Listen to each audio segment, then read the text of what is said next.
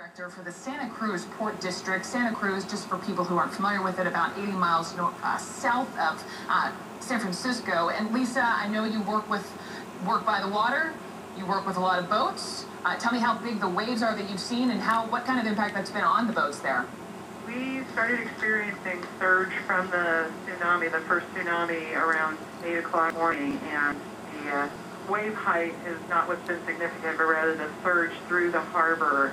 Our harbor is oriented north-south, and we see a massive input of water that comes in and traverses all the way to the north. So far, we've experienced a significant amount of damage in the North Harbor, and we are urging residents in the area to please not come to the Santa Cruz Harbor to spectate. We are still in a disaster response mode and really do need to keep our roadways and access ways open for the emergency responders.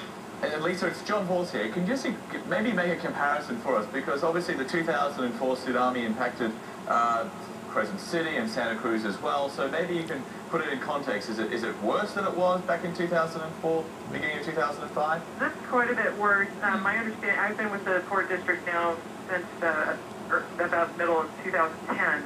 And so that occurred before I was working here. Sure. But my understanding is that was about a 6 to 8 inch tsunami wave that came in and did do some structural damage on some of our docks.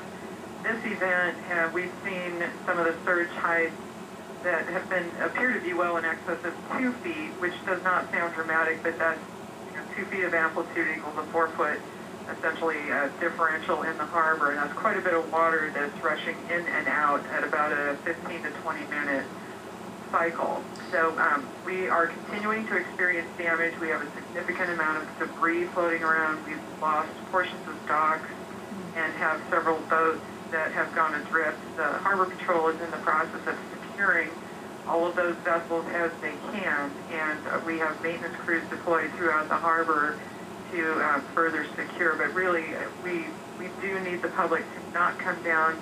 Please do not come down and get in the way of the emergency responders. Quick estimate here, Lisa, and we're looking at some of these pictures. I don't know if it's Santa Cruz or elsewhere along California, some of these boats just sort of toppled, damaged. What would be your quick estimate of damage here? Within the Santa Cruz Harbor, our preliminary assessment of the damage to the harbor facilities alone is in excess of $10 million. That does not account for all the privately owned vessels that are moored here and berthed here that may have sustained damage. Lisa Eakers. The pictures aren't showing good luck. Sure, the extent. $10 million or whatever. I guess that's a lot, but nothing compared to what's actually happening in Japan.